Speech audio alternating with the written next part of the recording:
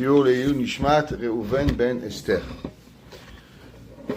Cette semaine, on va parler de la destruction du Beth Amikdash et de la reconstruction du Beth Amikdash. Parce qu'on sait qu'il est déjà détruit. Ça fait 1955 ans. Le jour de Tisha B'Av, vous savez qu'après la Megillat Echa, on compte les années et on dit 1 an, 2 ans, 10 ans. Cette année, on va compter 1955. Comment on arrive à ce chiffre? Le temple a été détruit dans l'an 68, Keminyan Hayim. Vous faites 2023 moins 68, je ne suis pas trop mauvais en maths, 1955 ans.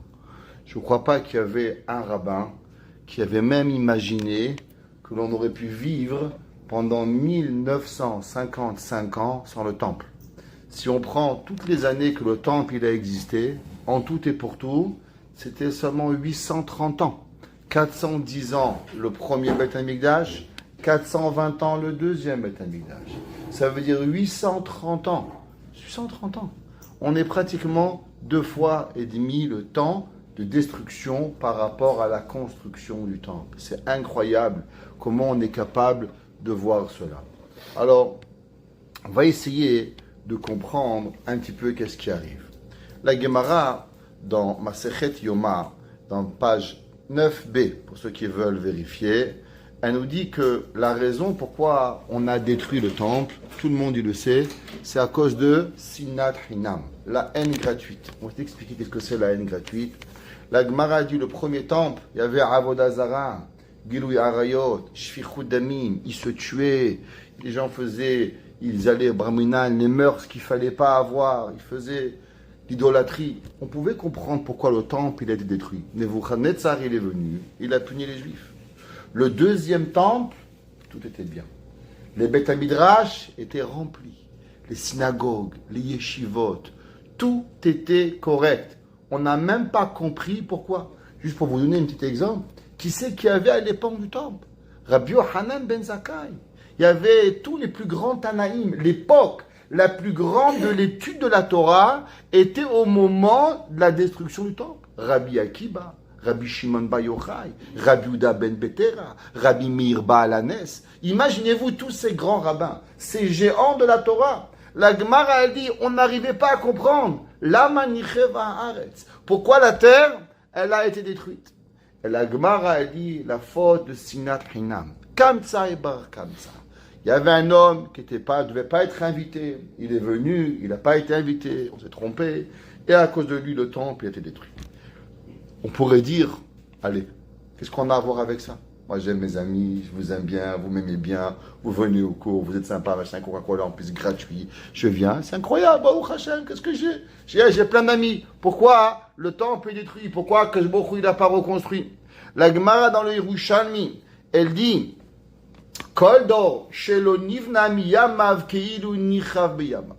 le Yerushalmi dit, chaque génération que le temple il n'a pas été construit dans son temps, c'est comme si qu'il a été détruit dans son temps. Il y avait un homme, il s'appelait Rav Shlomo Karliner, un grand tzaddik. Il a dit, c'est quoi la plus grande honte que l'homme va avoir dans le monde? C'est quand il va arriver dans le Shamaïm, on va lui demander, dis-moi, est-ce que le Beth Amikdash il a été construit dans ton temps? Je vais dire, non. Il dit, Rav Shlomo Karliner, c'est la plus grande des hontes que l'homme il pourra avoir dans le ciel. C'est pourquoi tu n'as rien fait pour la reconstruction du temple pour pouvoir y arriver. Vous savez, c'est marqué dans Michelet. Michelet, il écrit, Michelet dans Pérec 17, pas sous 17, facile à se rappeler, 17. Vous savez, il y a une fameuse question qu'on demande. Vous savez, les professeurs, quand un enfant il est turbulent, qu'est-ce qu'ils font les professeurs? Ils prennent l'enfant, ils le mettent à la porte. Qu'est-ce qu'il fait l'enfant quand il est à la porte? Il fait encore plus des bêtises. Et après la morale vient dire, mais pourquoi tu fais des bêtises? On t'a mis à la porte. Je comprends pas. Si déjà avec la morale, dans la classe, il fait des bêtises. En dehors de la classe, sans morale, je vais pas faire des bêtises. Haram, sois intelligent, c'est normal de faire des bêtises. Quand j'étais dans la classe, avec la supervision, et déjà j'ai fait des bêtises. Et tout seul dans le couloir, je vais m'amuser encore plus grand. Croyez-moi, j'ai l'expérience. Ok? Je vais à la porte souvent, j'ai fait encore plus de bêtises. C'est la réalité. Il n'y a pas de solution. Alors, maintenant, on va poser une question. Pourquoi à Kadosh Baruch Hu, il y avait un temple, il y avait un Kohen, il y avait un Lévi, il y avait un Sanhédrin, il y avait tout ce qu'il fallait pour pouvoir être de bons garçons. Et on a fait des bêtises. À Kadosh Baruch Hu, il a détruit le temple. Alors on va dire Kadosh Baruch Hu, maintenant il dit, pourquoi vous n'êtes pas des gentils garçons? Du bon Dieu, je ne te comprends pas. Il y avait un Sanhédrin, un grand et un petit, des prophètes, des rabbins, des corbanotes. Il y avait tout ce qu'il fallait et j'ai fait des bêtises. Tu veux que maintenant que je suis à la porte, je deviens meilleur que quand tu es en classe? Il n'y a aucune logique. Alors pourquoi Kadosh Baruch Hu, il a détruit le temple? Shlomo HaMelech, il dit Ve'ach letzara yolet. Qu'est-ce que ça veut dire Ve'ach letzara yolet? Shlomo HaMelech, il dit regardez, vous êtes juifs, vous êtes perdus, Shibugamo. Vous connaissez Shibugamo? Moi non plus, je ne connais pas. C'est pas grave. En tout cas, vous arrivez à Shibugamo là-bas, vous voyez un juif avec une petite kippa. Il n'est même pas juif, il parle hébreu. Tout de suite, vous lui demandez d'où tu viens? Qui tu es? À Montréal. Même pas vous l'aurez regardé. Mais à Shibugamo, vous êtes tout seul, vous avez envie de créer un contact avec lui. Pourquoi? Parce que vous êtes deux juifs perdus en plein milieu du Québec avec les ours polaires. Là, vous essayez de vous créer une relation. Il dit, Shlomo HaMelech dans Mishlei, Ach letzara yulad. Quand il y a deux personnes qui sont en souffrance, ça crée une amitié. Prends des gens en prison. Généralement, même, ils pourront vous dire que les prisonniers, ils deviennent de très, très, très grands amis.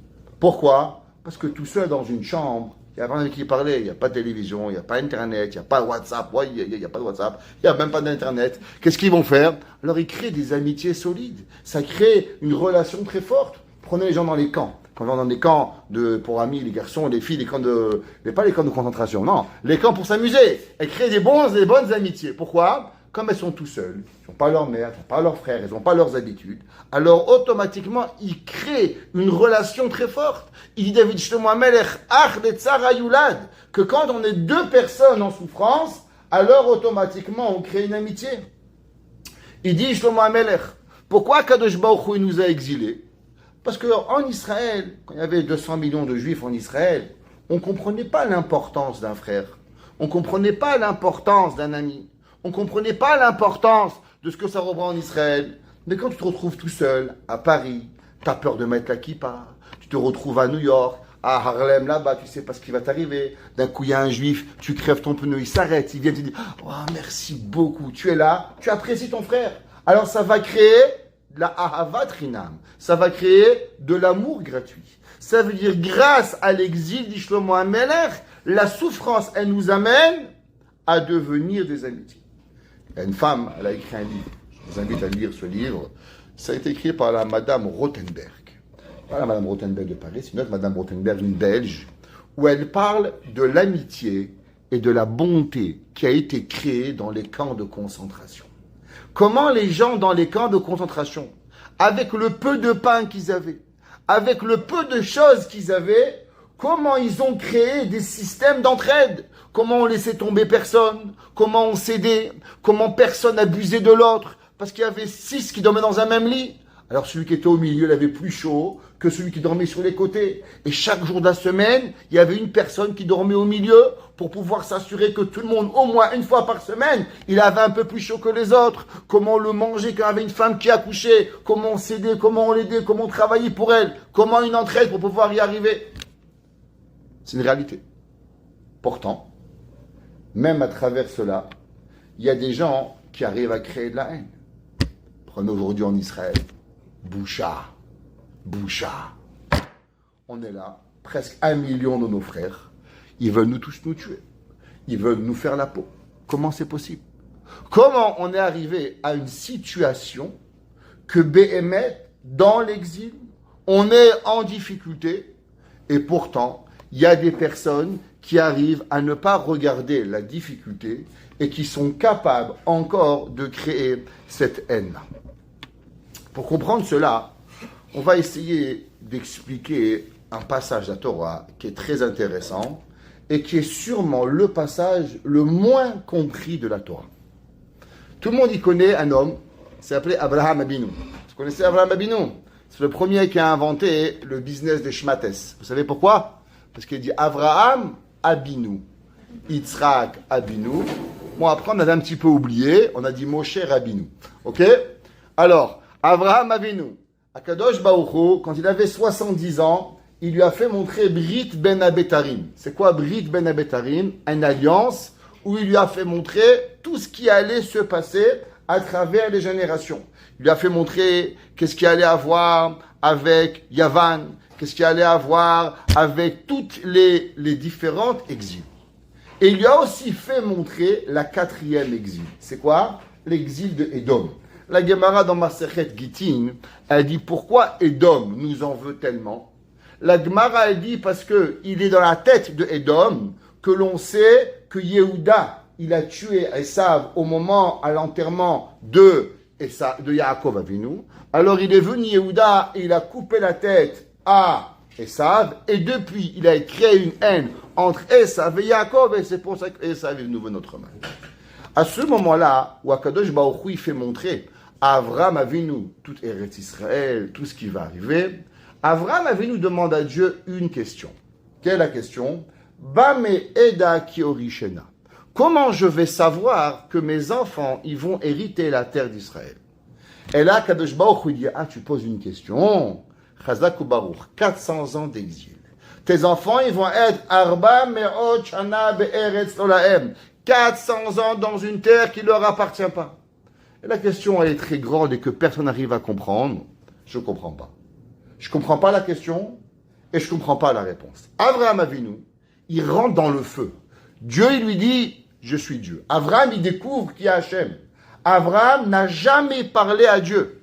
Avraham, il ne connaissait pas Dieu. Il a découvert de lui-même Akadosh Baruch Hu. Et un jour, il est venu le voir, Nimrod. Et Nimrod, il lui a dit, où tu fais Avodazara, où je te tue? Il dit, je rentre dans le feu. Il dit, ton Dieu, il t'a parlé?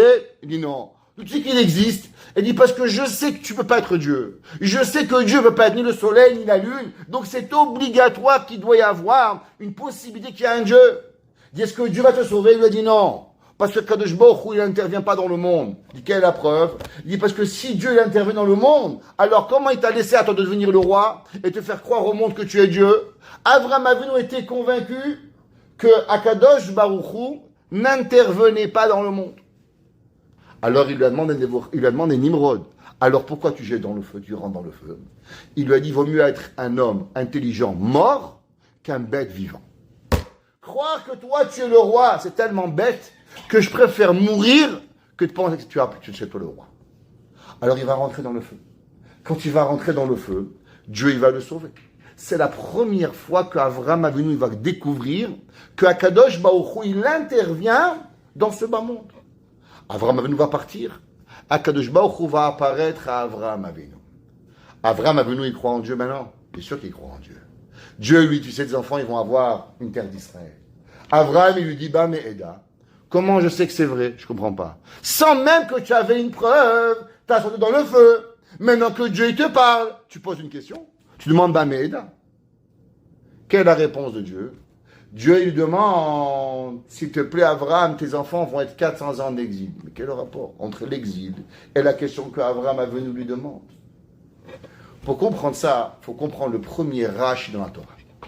La Torah, elle dit, commence Bereshit, bara Elohim et Hashamaim ve et haaretz. Bereshit, au commencement. On traduit normalement Bereshit, au commencement. Mais en vérité, comment il aurait dû être écrit alors? Reshit, bara. Rashi, le premier Rashi de la Torah, il dit pourquoi c'est marqué Bereshit. Que veut dire B? Le B, il n'a aucun sens. Si on voulait seulement dire le commencement, on aurait dû dire Reshit bara Elohim. Au commencement, il a créé Akadosh Baruch Hu, Shamayim Varetz. Qu'est-ce que ça veut dire Bereshit? Rashi dit Bishvil Reshit. Le monde a été créé pour Reshit. Qui c'est qui s'appelle Reshit? Reshit, il s'appelle Israël.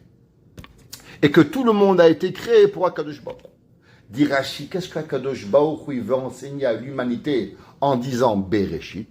Il dit Rashi parce qu'il va arriver un jour où les goïms ils vont dire l'istimatem. Vous êtes des voleurs. Vous avez volé l'État palestinien qui n'a jamais existé. Comment vous voulez prendre un État d'Israël quand les Palestiniens avaient un État qui n'a jamais existé? Vous leur prenez quelque chose qui n'a pas existé. Vous allez dire vous êtes des voleurs. Akadosh Baruch Hu, il va répondre, il va dire pas du tout. C'est moi Dieu qui a créé le monde. C'est moi Dieu qui a donné Israël aux 7 nations. Et c'est moi, Kadosh Baruch Hu, qui décide quand est-ce que les 7 nations vont perdre l'État d'Israël. Alors maintenant, c'est moi, Bishvil Reshit, pour Israël, Bara Elohim et Hashamayim et Haaretz. Alors à Kadosh Baruch Hu, il va donner la terre d'Israël. En un mot, si on nous demande un jour, mais comment vous avez pris la terre d'Israël? Des voleurs? Non, je ne suis pas des voleurs. Dieu, depuis la création du monde, il a créé la terre pour nous, Bishvil Reshit, pour Israël qui s'appelle Reshit. Comment ça se fait qu'Akadosh Baruch Hu, il a donné la terre d'Israël à 7 nations et après il leur enlève? Depuis quand on a vu ça? La terre de Édom, la terre de Ammon ou Moab, Akadosh Baruch Hu, il ne les a pas retirés. Pourquoi les 7 nations, ils ont perdu la terre d'Israël? Pas l'État d'Israël, la terre d'Israël. Chachamim nous disent qu'à cause que dans la terre d'Eretz Israël, les 7 nations, il n'y avait pas pire dans le monde que eux. Les pires des actions qui pouvaient exister de mal dans le monde, dans la prostitution, dans les mœurs, dans l'assassinat, tout ce qui pouvait exister de mal dans le monde, les Shivat Amamim, les 7 nations, étaient le symbole du mal. Et du fait qu'ils étaient le symbole du mal, alors Akadosh Baruch Hu, il a demandé à l'homme, il a dit à Abraham, attends, il va venir un moment où ces 7 nations-là, elles vont tellement être mauvaises que la terre ne pourra plus les supporter. Alors on va obligatoirement les enlever d'Israël et on va venir te remplacer pour pouvoir y arriver. Arrêtons un peu une seconde ici. Qu'est-ce que ça veut dire sinat chinam? Pourquoi la haine gratuite, elle est tellement mal? C'est quoi haine gratuite? Parce qu'il y a une haine qui est bonne et une haine qui est mauvaise. Que ce soit une haine méritée ou une haine pas méritée, c'est une haine quand même. La Torah dit Lotisna vavecha. Tu ne haïras pas ton ami dans ton cœur. La Torah dit pas Lotisna vavecha bechinam. Non, même si l'homme il fait quelque chose de mal, t'as pas le droit de le haïr. On n'a pas dit de l'ami de tout le monde. C'est pas obligatoire d'être un ami de tout le monde. Mais pourquoi ça veut dire Lotisna vavecha? Il y a une question fondamentale dans la Torah. Pourquoi Kadosh Baruch Hu, il a créé différents pays avec différentes cultures, avec différentes façons et différentes richesses? On est par exemple au Canada. C'est quoi la richesse du Canada? Le bois, les lacs. Ouais, le Canada, le pays le plus riche en lacs au monde. Ouais, 32 millions, il dit, je crois, de lacs dans tout le Canada pour pouvoir y arriver. États-Unis, c'est quoi l'or? C'est quoi l'or américain? Le blé. L'Amérique produit assez de blé pour nourrir le monde entier. L'Afrique, qu'est-ce qu'elle produit? Les bijoux. L'Afrique est un pays où on crée du bijou. Et chaque pays, il a des ressources naturelles que d'autres pays, ils n'ont pas. C'est aujourd'hui qu'on a inventé, qui s'appelle la mondialisation. L'Afrique, elle nourrit le Canada nourrit l'Amérique nourrit la Chine, et on a créé la mondialisation pour pouvoir y arriver. Ben, mais pourquoi Kadosh Baruch Hu, il a créé le monde comme ça? Pourquoi Dieu, il n'a pas créé le monde? Qu'au Canada, il y a de l'or, il y a du fer, il y a de l'argent, il y a à manger, il y a à boire, il y a de l'eau. Et qu'en Amérique, quoi, tout ce qu'il faut. Et qu'en Chine, il y a tout ce qu'il faut. Et qu'en Afrique, il y a tout ce qu'il faut. Pourquoi Kadosh Baruch Hu, il a créé différents pays avec différentes ressources? Quelle est la raison pourquoi Kadosh Baruch Hu, il a besoin d'avoir tout cela? La Gemara dans Masechet Berachot, à la fin, page 58, la Gemara dit Kama yegiot yaga adam arishon ad shematza pat le'echol. Il dit à la Gemara, est-ce que tu imagines Adam Arishon? Et il est dans le Gan Eden. Dans le Gan Eden, il ne savait rien faire. Un enfant gâté. On ne lui a pas appris à travailler. Après, on l'a pris, on l'a sorti du Gan Eden et on l'a jeté dehors. On dit, va manger maintenant. Comment je mange? Qu'est-ce que ça veut dire? Qu'est-ce que je vais manger? Il faut prendre du blé. C'est quoi du blé? Comment on plante du blé? Alors Hachem lui a appris à planter. Après, il lui a appris à labourer. Après, il lui a appris à semer. Après, il lui a appris à vanner. Après, il lui a appris jusqu'à que Avraham Avinu, la Gemara a dit, il a appris à faire du blé. Aïe, aïe, aïe. Combien ça a pris? Le premier qui a inventé un ustensile à labourer, c'est qui? Noach. 1600 ans après la création du monde. Pendant 1600 ans, le monde n'avait pas d'outils à labourer. Le premier qui a été un ingénieur d'inventer quelque chose à labourer, c'est qui? Noach. Noach a labouré, a inventé le labour dans le monde. Noach, c'est le premier qui avait 5 doigts. Avant, les dents avaient des palmes. Le premier qui avait, c'était Noach. Noach, il a inventé le travail sur terre. C'est pour ça qu'il a appelé Noach. On l'a appelé parce que c'est lui qui est devenu la personne qui a enlevé du labeur de l'humanité. Akadosh Baruch Hu, il a créé. Pourquoi avant les humains, jusqu'à la tour de Babel, vous savez, que tous les humains vivaient tous ensemble? Il n'y avait pas de séparation. Pourquoi Akadosh Baruch Hu, les humains vivaient tous vivre ensemble? Qu'est-ce que ça nous a appris tout cela?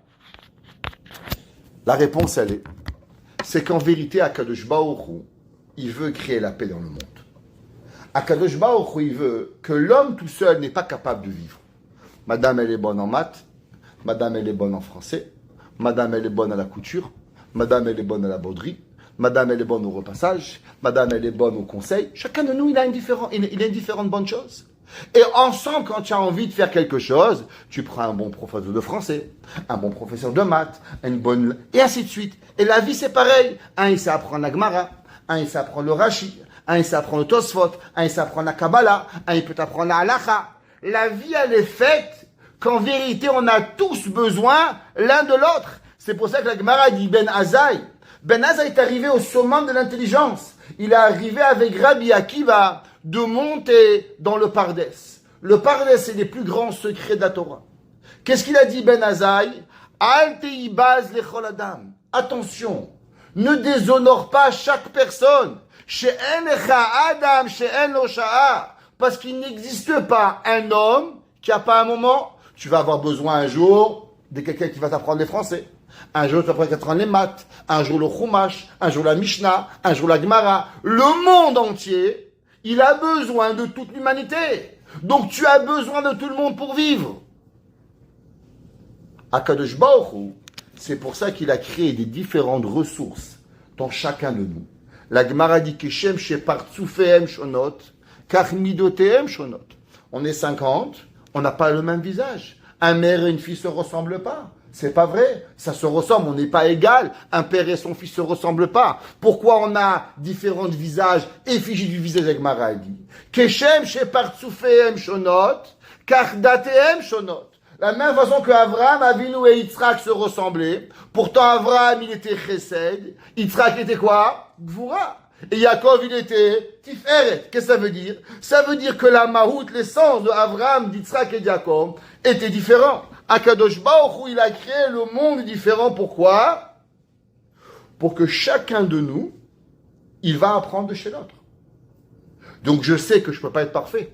Avez-vous déjà vu un professeur d'université qui connaît l'anglais, l'espagnol, l'italien, je ne sais pas, ça n'existe pas. Il n'y a pas un professeur, il y a 100 professeurs. Il y a 100 rabbins. Un, il connaît le chasse, un, il connaît la halacha, un, il connaît la gemara. Chacun a un trait de caractère différent. Pareil dans les nations. L'Amérique, elle donne du blé. Le Canada, on crée le maïs. Imaginez-vous, il n'y a pas de Canada, pas de Kellogg's. Catastrophe au monde. Pas de cornflakes. Ok? Catastrophe! Sans les Anglais, pas de whisky. Comme on aurait fait. Ok? Alors, qu'est-ce que ça veut dire? Que chacun de nous, il a une raison d'exister. La sinatrinam, elle est quelque chose qu'en vérité, l'homme, il est complètement fou. Si l'homme, il réfléchit à la sinatrinam, la haine, en vérité, il a enlevé l'essence même de toute la création du monde. Akadosh Baruch Hu a créé le monde que d'une façon que l'homme, il doit vivre qu'en société. C'est pour ça qu'Akadosh Baruch Hu a dit Kilotov liot adam levado. L'homme, il ne peut pas arriver tout seul. Pourquoi il ne peut pas rester seul? Parce qu'il ne peut pas être rempli. La société est obligatoire pour le développement de l'humain. Alors pourquoi l'homme, il haït quelqu'un? Qu'est-ce qui fait que l'homme, Béhémet, il oublie cette pensée? Qu'est-ce qui fait que l'homme, il n'y arrive pas? La réponse, elle est, c'est marqué dans Pirkei Avot. Rabbi Eliezer HaKapar Omer, Hakina, la jalousie, Ve'hakavod, et l'honneur, Ve'hata'ava, et les envies, Mosim Adam min haolam. Ils enlèvent l'homme du monde. Qu'est-ce que ça veut dire? Hakina, Ve'hata'ava, Ve'hakavod, Mosim Adam min haolam. La réponse, elle est, c'est qu'en vérité, j'ai besoin de la personne à côté de moi. Monsieur, de madame, j'ai besoin d'eux. À ce moment, j'ai envie d'avoir quelque chose. Exemple, J'ai envie d'avoir sa maison. Il ne veut pas me la donner, pas me la vendre. J'ai envie d'avoir sa femme. Je veux avoir son mari. Je veux avoir sa voiture. Donc maintenant, j'ai une envie. Et cette envie, elle grandit. Et quand cette envie, elle grandit, et maintenant la personne qui est face à moi, elle m'empêche de remplir cette envie, alors je crée de la haine. Mais la haine, elle ne s'arrête pas envers la personne. La haine, les frères, ils se mêlent. Les enfants se mêlent. Les familles se mêlent. Les villes se mêlent. Et un beau jour, ça crée des guerres mondiales. Pourquoi? Parce qu'il y a une personne qui a une envie, et au moment où tu empêches cette envie, alors l'envie, elle devient tellement importante, c'est qu'on oublie le but de la vie. Prenons la Deuxième Guerre mondiale. On raconte qu'Hitler, il avait un globe dans son bureau. Et dans son bureau, il avait des étoiles. Et on lui a dit, c'est quoi ces étoiles? Il a dit, ici, chaque endroit, c'est l'endroit où il y a des juifs. Et chaque ville où il y a un juif, je vais la conquérir pour tuer le juif. Chacun. Et toute personne qui voulait arrêter Hitler de tuer un juif devenait l'ennemi juré d'Hitler. Mais après tout, il t'a rien demandé. Qu'est-ce que tu veux chez lui? Hitler, un jour, il y avait une ville, il y avait un juif. Et Hitler, il a amené un bataillon. Il a perdu là-bas 100 hommes. On dit, mais elle est toute petite, elle dit, qu'est-ce que tu veux? Il a dit, il y a un juif, il faut que je le tue. Il était prêt à perdre 100 soldats pour tuer un juif. La haine qu'il avait. La haine, Motsi, Madame Inaolam. Il était prêt à risquer toute sa vie. Pourquoi? Pour pouvoir y arriver. Un jour, le Rav Israël Mirlo, il a dit, tous les juifs sont des rescapés d'Auschwitz. Il a dit pourquoi? Parce que Hitler ne voulait pas seulement les juifs d'Europe. Hitler voulait les juifs du monde. Alors, quand Hitler il est mort, tous les juifs qui ont été rescapés sont des rescapés d'Auschwitz, parce que sinon on aurait tous fini à Auschwitz. Donc en vérité, on est tous a été sauvés par Akadosh Baruch Hu, Hitler et Marshall. L'homme, la haine qu'il crée, elle est terrible. Maintenant, je vais vous dire, il y a des besoins vitaux. Manger, boire, dormir. Une vache, il y a un bout de gazon, elle se bagarre. Vous n'avez jamais remarqué que quand un cheval il boit, il tape toujours du pied. Dans les westerns, vous avez vu les westerns ou pas? Non. Pourquoi? La réponse, c'est que le cheval, il n'est pas intelligent. Et que le cheval, quand il s'approche pour boire, il voit une effigie d'un cheval. Alors il croit qu'il y a un autre cheval qui veut lui boire l'eau. Alors il tape du pied pour faire peur au cheval qui ne boit pas l'eau. Et au moment où il met la tête dans l'eau, alors il brouille l'eau. Alors il ne voit plus l'effigie. Alors il boit, il croit qu'il est content. Mais en vérité, qu'est-ce qu'il a vu? Il a vu sa photo lui-même. Mais lui, il croyait qu'il avait vu un autre cheval qui voulait le boire. On peut encore dire, tu sais quoi, il y a des besoins vitaux, il y a à manger, il y a à travailler. Il y a des choses qu'on pourrait peut-être arriver à comprendre, qu'il y a quelque chose que l'homme, il pourrait dire envier. On pourrait dire que Béhémet, on pourrait envier. Mais il y a des choses en vérité que l'homme, quand il va les envier, c'est terrible. Et les gens, Baruch Hashem, ils ont de quoi manger. Ils ont une maison, ils ont une voiture, ils vont à Miami, ils vont en Israël, il leur manque rien. Mais d'un coup, leur copain, leur ami, il a quelque chose de plus qu'eux. Pas quelque chose qui est nécessaire. Et maintenant, ils vont commencer à le haïr par rapport à ce besoin. Et au moment où on empêche la personne d'avoir son besoin, alors il est plus capable. Et il utilise le sechel, la pensée, l'intellect que Akadosh Baruch Hu lui donne pour devenir un monstre. Exemple, il y a un homme, il pense que vous ne méritez pas à devenir professeur. Il y a un homme, il pense que vous ne méritez pas à devenir président. Qu'est-ce qu'il est prêt à faire pour ça? Eh bien, il est prêt à tuer. Il est prêt à mettre une bombe dans la maison du président de Trump pour ne pas le laisser. Je ne comprends pas. Il y a des élections. Il gagne, il perd. Toi, tu n'es qu'une personne. Qu'est-ce que tu veux? Ça veut dire qu'en vérité, l'homme, il est capable d'arriver à tuer des gens. Pourquoi? Parce qu'il pense que si toi, tu l'empêches de voir ce que lui veut. Et des fois, c'est pas toujours bien. Des fois, c'est seulement dans l'intellect. Parce que lui, il veut gérer une situation de la façon que lui, il a envie. Lui, il pense qu'on doit manger des tchouk-tchoukas tous les jours. Et maintenant, toi, tu dis non, on mange des frites ce soir, c'est pas grave. Il détruit sa femme, ses enfants, toute sa famille, elle part en cacahuète. Pourquoi? Parce que tu lui as pas fait la tchouchouka vendredi soir. Skin, tu t'imagines? Est-ce que ça vaut une tchouchouka tout ça? Ça vous comprenez que c'est rien. Eh bien, c'est pareil par rapport à des problèmes d'intellect. Comment gérer des difficultés? Comment gérer une difficulté? Ça peut détruire le monde. Prenons Kamsa et Bar Kamsa. Qu'est-ce qui s'est passé? Il y avait un homme, il s'appelait Kamsa. Il s'appelait Kamsa ou pas Kamsa. Kamsa et Bar Kamsa. Ok? Alors on a invité la mauvaise personne. Et qu'est-ce qui s'est passé? Les Chachamim, ils n'ont pas réagi comme lui voulait. Alors il a fait intervenir les Romains, il détruit le monde, je ne comprends pas. Parce que des gens ne réagissent pas comme toi tu veux, alors ça te permet de détruire le monde. Tu es capable de prendre la responsabilité de détruire 1955 ans, pas de Beth Amikdash, des millions de morts depuis des milliers d'années, tout ça parce qu'on ne t'a pas donné le kavod que tu veux. Bah oui, ça c'est la vie. La vie, l'homme y croit que c'est tellement important ce que je ressens, que j'ai le droit de détruire l'humanité pour pouvoir y arriver. Les gens y pensent qu'en vérité c'est seulement lointain. Mais c'est pas vrai. Rav Moshe Feinstein, il donne un exemple. Si c'est pas lui qui l'aurait dit, je ne l'aurais pas donné, mais Rav Moshe Feinstein le ramène. Il dit Rav Moshe Feinstein, qu'est-ce que ça veut dire ta'ava? Ta'ava, l'envie, motzi adam minaola. Il dit Rav Moshe Feinstein, une des avérodes des 10 commandements, l'adultère. L'adultère, on n'a pas le droit d'envier la femme du voisin. Tu es marié avec madame, tu restes avec madame. Tu veux plus madame, divorce. Madame est avec monsieur, tu es marié, tu restes avec monsieur. Tu veux pas, divorce. Commence pas à sortir les histoires de bout. Maintenant, il y a un homme et une femme, Barminan, ils sont mariés, ils vont ensemble. Qu'est-ce qui se passe? Ils veulent avoir du plaisir. Ils veulent avoir du plaisir corporel. Donc, maintenant, les chances que madame elle tombe enceinte sont grandes. On va dire, ça ne va jamais arriver. Et un beau jour, madame elle est enceinte. Et là, on a un problème. Madame, elle est enceinte, mais ça fait 2 ans qu'elle n'est plus avec son mari. Qu'est-ce qu'on fait? Eh bien là, il faut trouver une solution. Alors, on fait un avortement. C'est quoi un avortement? D'après la Torah, c'est qu'on tue quelqu'un. Je ne comprends pas.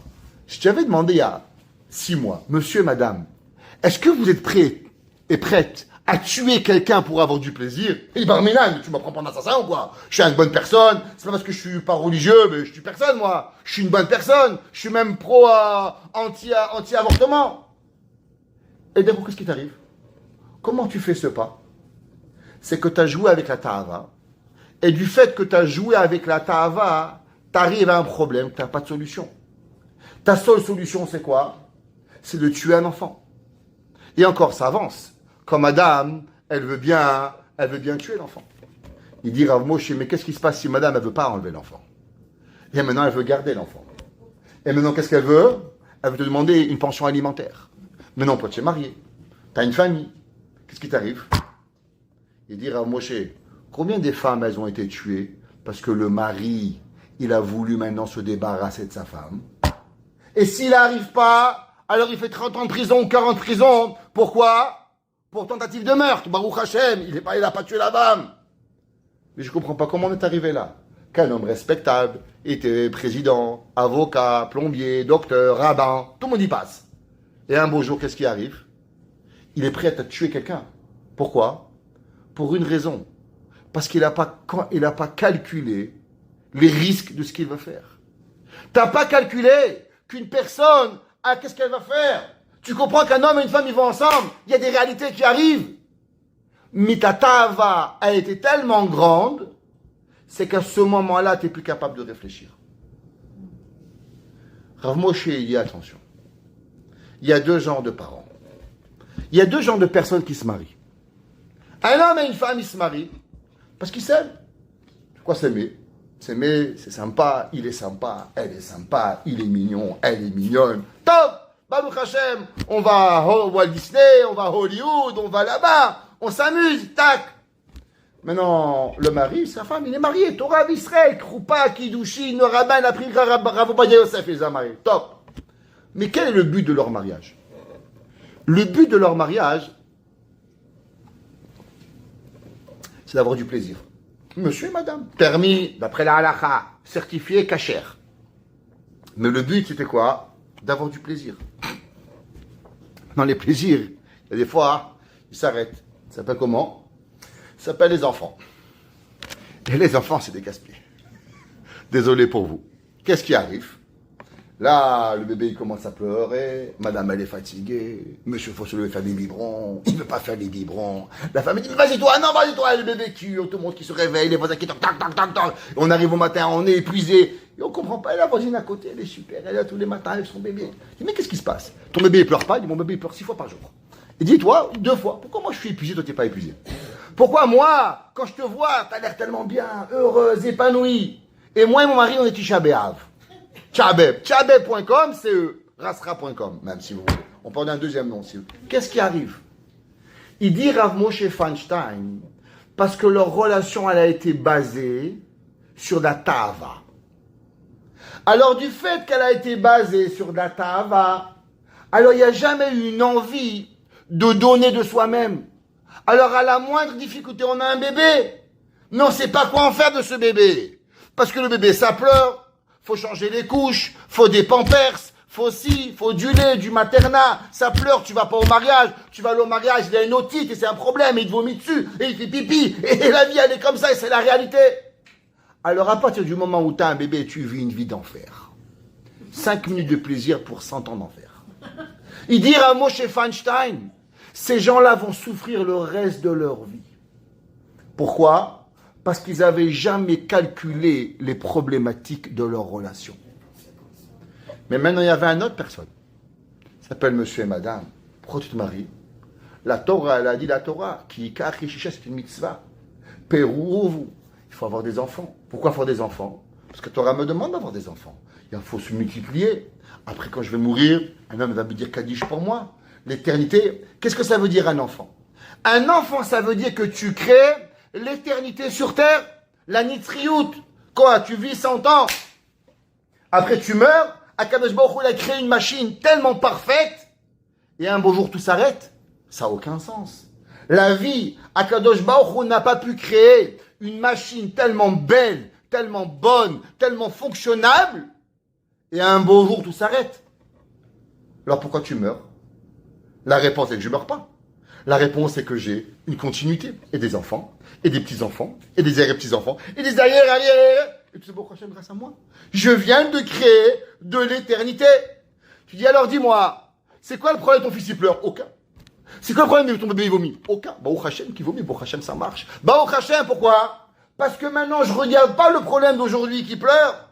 Je viens de créer l'éternité. Quand je vais dans le Gehinam, et que mon fils il va dire Yitkadal, Yitkada, Shemer Rabba, et qu'on me prend de l'enfer comme au Gan Eden, pour l'éternité, là tu vas dire waouh, dommage que j'ai pas eu 50 enfants.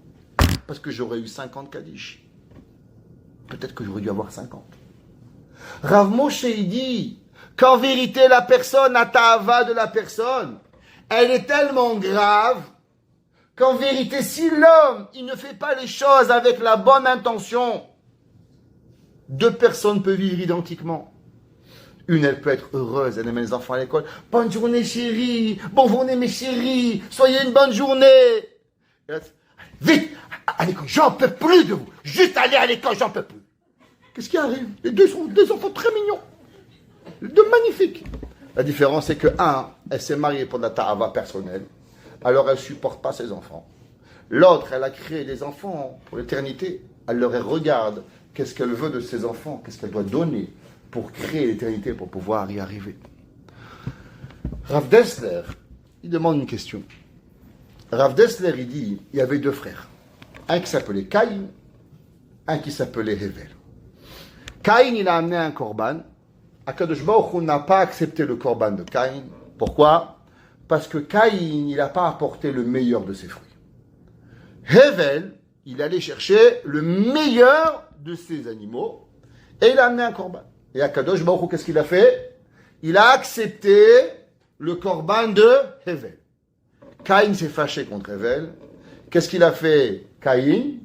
Il a pris son frère, il a coupé en morceaux, jusqu'à qu'il a trouvé comment il a tué. La Gemara, elle dit, il a commencé par les pieds, il a fini par la tête, jusqu'à qu'il a tué. Demande Rav Dessler de Mirtav Meliaou, comment c'est possible qu'un homme qui a fait un korban, qui a fait quelque chose de magnifique, c'est le premier sacrifice accepté par Dieu, il a pu être tué.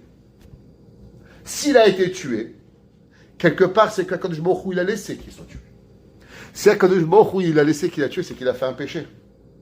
Quel est le péché de Hevel? Il dit, le Mirtav Meliaou, c'est marqué aussi dans Rav Tzadok HaKohen de Lublin, il dit faire une bonne action et avoir un geste de faire ressentir l'autre comme moins que toi, c'est punissable. Hevel, quand il est venu et que Hevel il a amené le korban, il a regardé son frère Caïn. Oh, oh, oh. Moi j'ai réussi, toi non. Ça a créé la kina.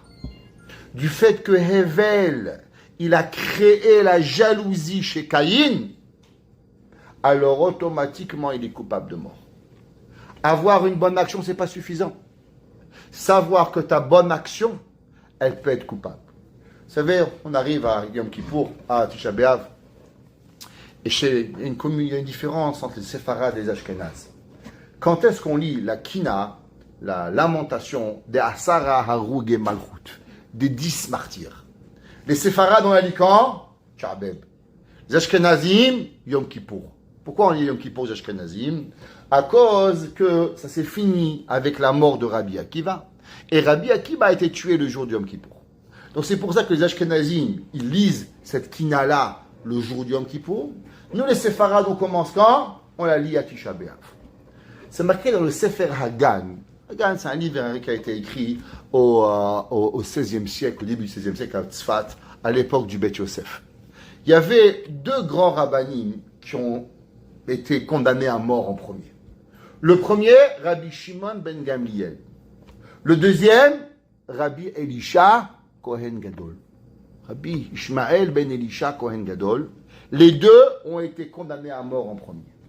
Et là, ils sont arrivés, et chacun d'entre eux a demandé qu'il soit tué le premier. Pourquoi? Pour ne pas voir la mort de son ami. Alors Rabbi Ishmael a dit, tuez-moi. Je ne peux pas voir mon ami Rabbi Shimon ben Gamliel mourir. Je ne peux pas. S'il vous plaît, prenez ma vie en premier.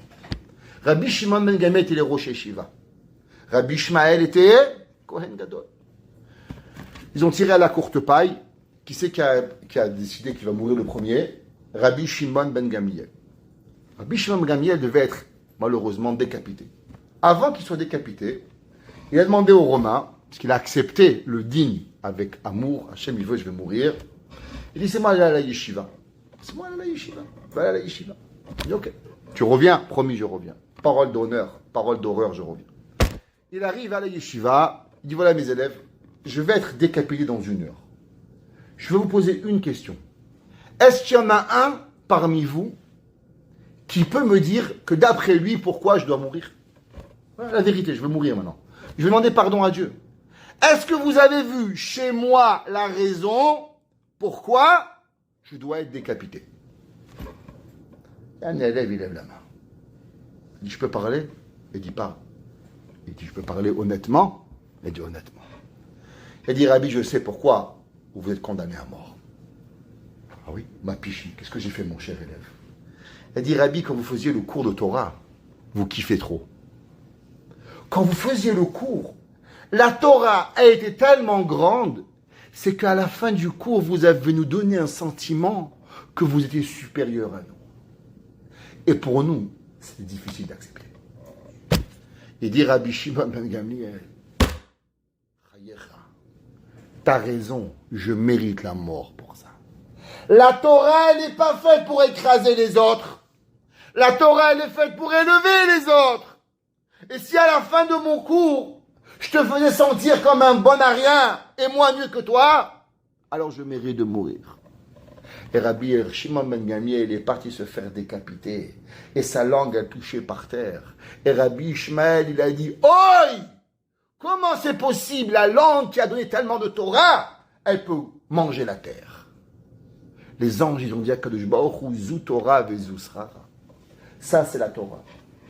La réponse, elle est Kina, jalousie, Tava, quelque chose de supplémentaire. D'avoir envie pour pouvoir arriver à ce qui arrive. Comment l'homme, il s'empêche de tout ça? La réponse, elle est simple.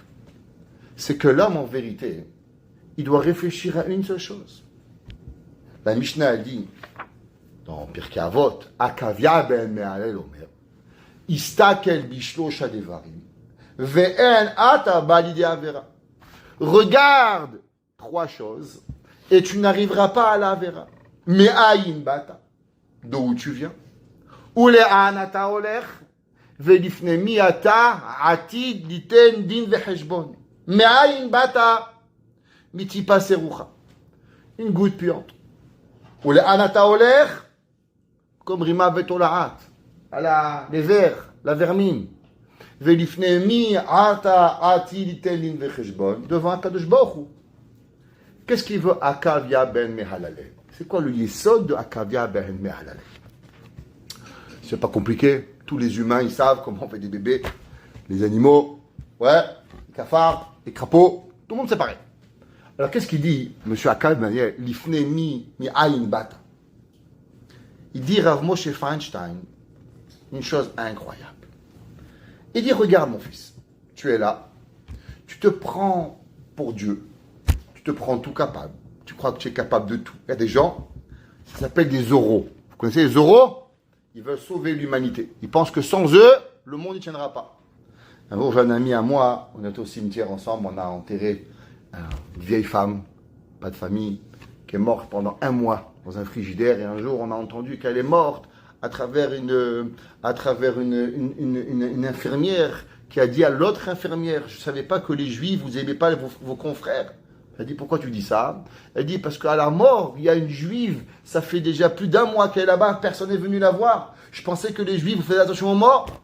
Cette juive, elle n'était pas du tout religieuse, elle est rentrée en contact avec nous, on a organisé un enterrement, je faisais partie de l'enterrement, Baruch Hashem, pendant 1 an. On a même fait Kaddish pour elle. La yeshiva, on a prié pour pouvoir l'enterrer. Et quand on est arrivé à son enterrement, en plein hiver, il faisait -50 au cimetière. Mon ami m'a dit, tu vois le cimetière, c'est rempli de personnes qui pensaient qu'il était indispensable. Et pourtant, ils sont tous morts et le monde, il a continué de tourner. Le monde, il est toujours là. Qu'est-ce que ça veut dire, Me'ayin Bata? Me'ayin Bata, ça veut dire que l'homme, en vérité, il a 2 raisons d'être là sur Terre. Ou bien tu as une erreur, ou tu as une solution. Explication. Si ton père et ta mère, il dit Rav Moshe, en vérité, ils voulaient juste s'amuser. S'ils avaient compris les conséquences de ta vie, à combien t'aurais été un problème, tu ne serais jamais venu. Pourquoi? Parce que 5 minutes de plaisir, 1 heure de plaisir, pour tellement d'argent, et tellement de temps, et tellement de travail, ça ne vaut pas la peine. Ou bien en vérité, qui tu es la solution à la vie de l'éternité. Mais ayin bata. Ça veut dire que l'homme, il doit réfléchir. Est-ce que mes parents, quand ils m'ont eu, c'était une erreur de la nature, et que s'ils avaient compris, je ne serais pas là, alors en vérité, je ne mérite même pas de lever la tête. Parce que je suis qu'une seule erreur dans l'humanité. Ou bien pas du tout. Mes parents, ils sont venus, ils m'ont créé, parce qu'ils ont créé une Neshama, qui est une Chelek Elokim Mal, qui est l'âme de la vie. Alors je suis d'un Nitzriyut. Mais Ayin Bata. Première question que l'homme doit se poser. Qui tu es? Ou le An Ataholech. Et où tu vas? Qu'est-ce que ça veut dire où tu vas? Où tu vas, ça veut dire que l'homme doit réfléchir. Qu'est-ce que tu as déjà vu des croque-morts? Tout le monde connaît l'histoire de M. Reichmann. Il y avait un homme qui s'appelait Moshe Reichmann, multimilliardaire, associé à la reine d'Angleterre. À sa mort, il a laissé un testament. Dans son testament, il a demandé qu'on l'enterre avec des chaussettes blanches. Les enfants, un homme religieux, sont partis voir les rabbinim. Ils ont dit, est-ce qu'on peut enterrer mon père avec des chaussettes blanches? Ils ont dit, on ne peut pas. Tous les morts, c'est pareil. Pas de différence. Riche, pauvre, pas de différence. Tout le monde pareil. Tov, ils l'ont pas enterré.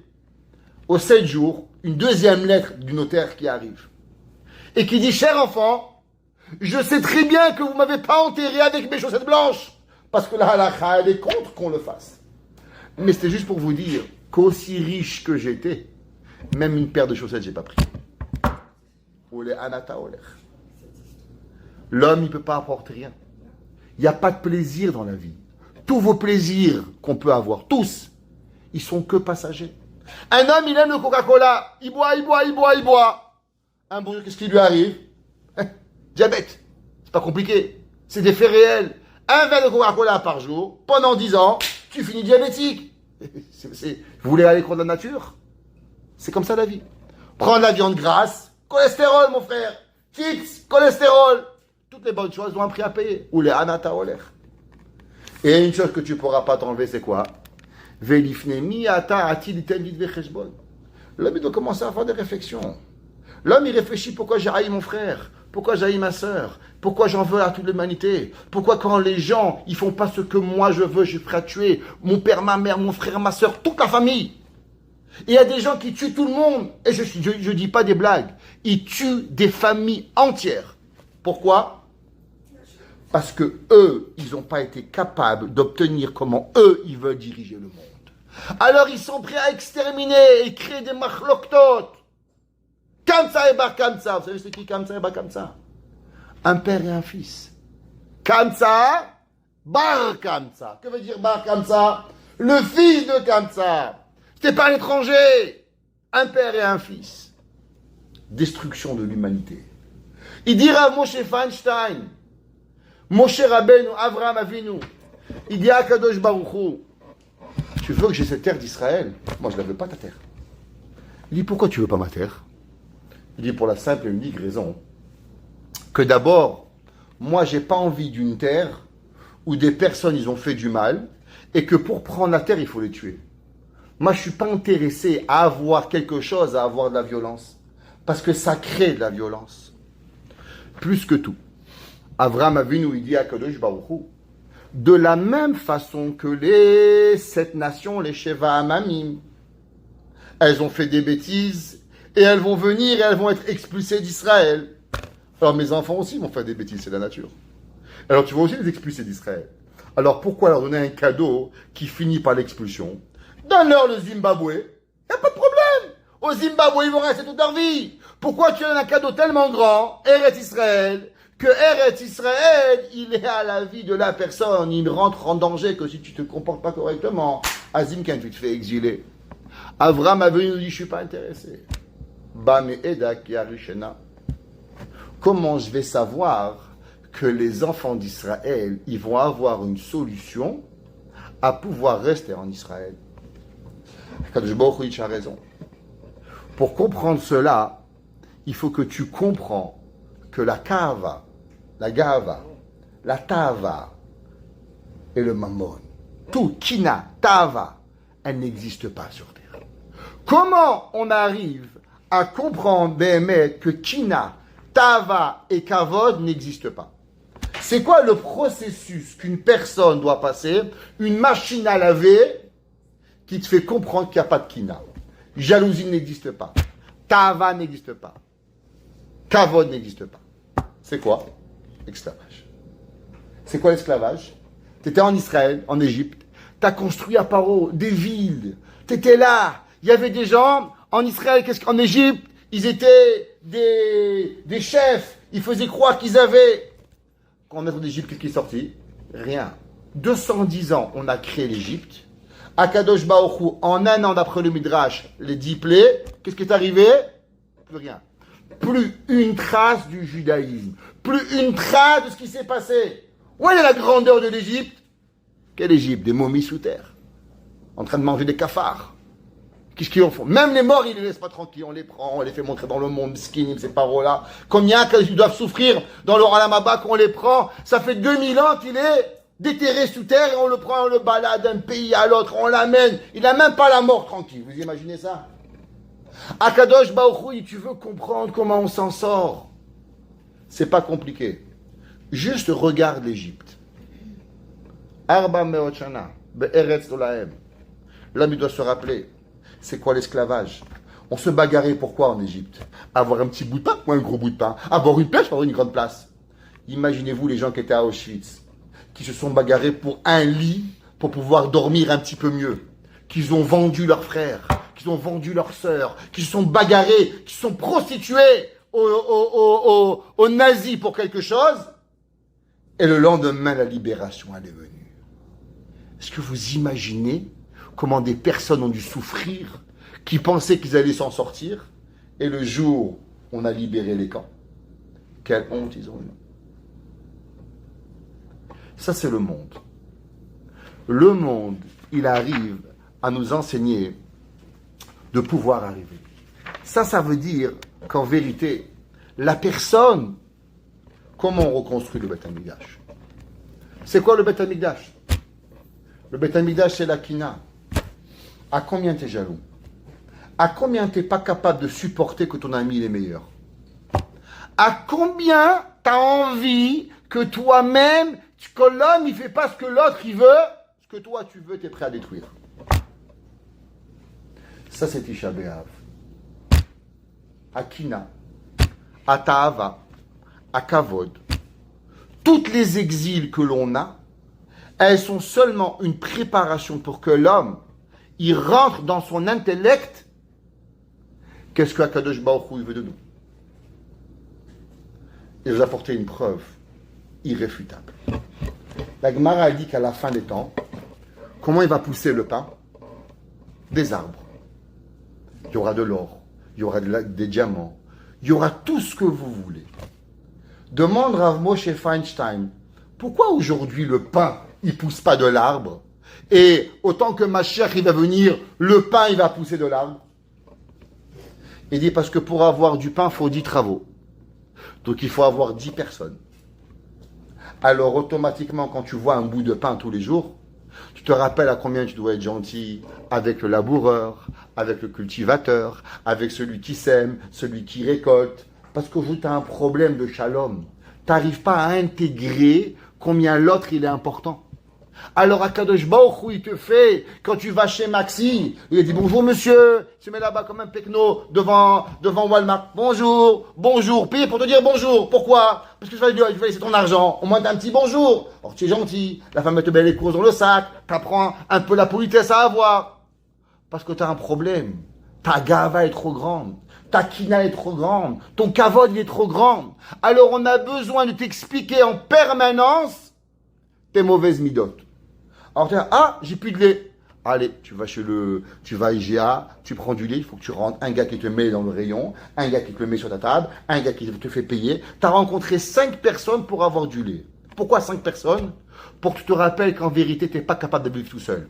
Tu as besoin de 5 personnes pour une bouteille de lait. Tu veux un bout de viande? Faut que tu as la vache, faut que tu as le fermier, faut que tu as le chochet, tu as le baudet, le moléar, le ménaker, IGA, tu amènes à la maison 20 personnes. Waouh, $60 le kilo de viande. Pourquoi?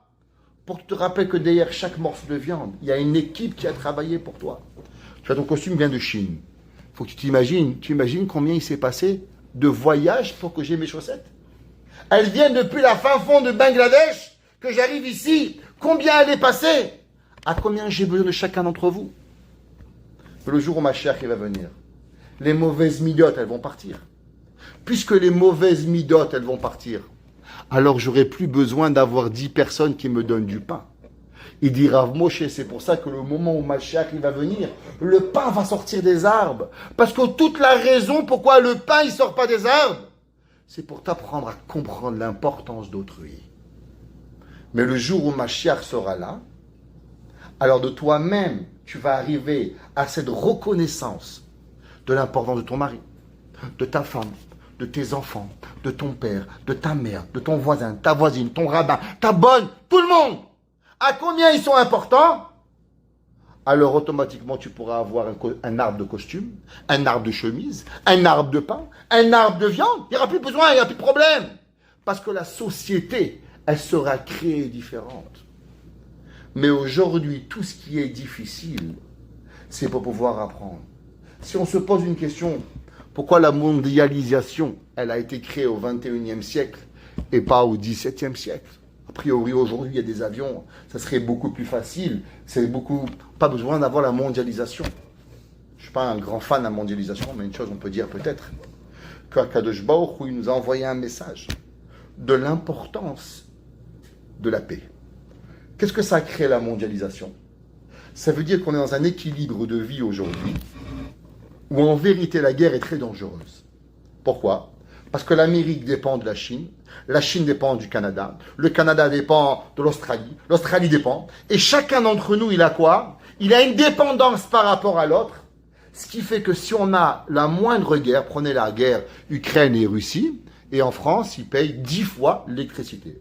Ça veut dire qu'en France, maintenant, il y a des dizaines de boulangeries qui ont fermé.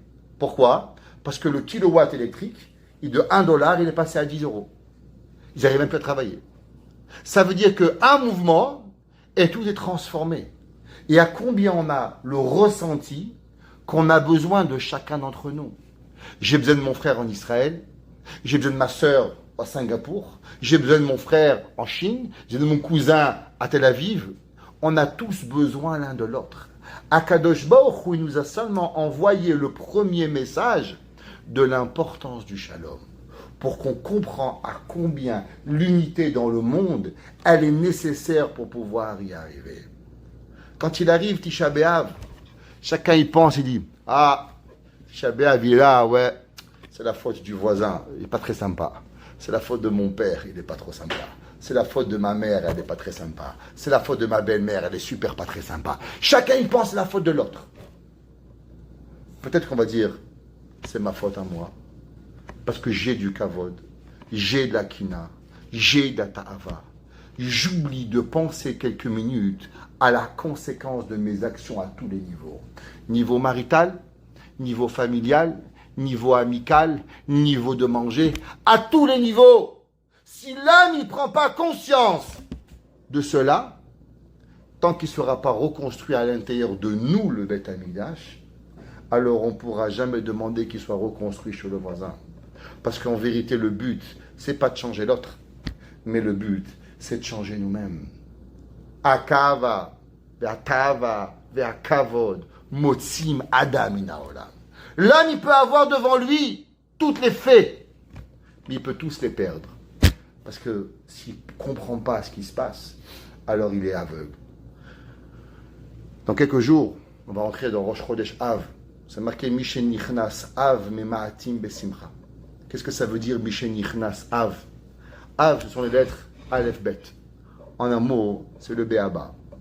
Ça veut dire que quand l'homme en vérité ne comprend pas le Béaba, alors de quoi tu es joyeux?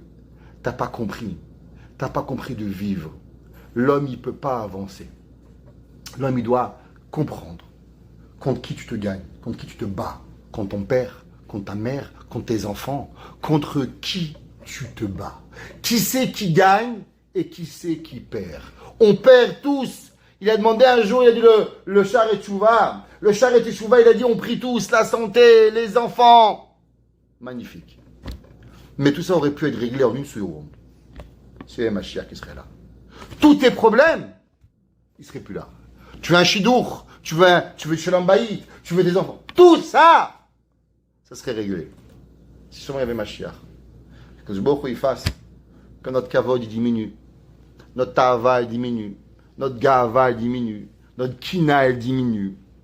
Et alors automatiquement on laisse la place à l'autre.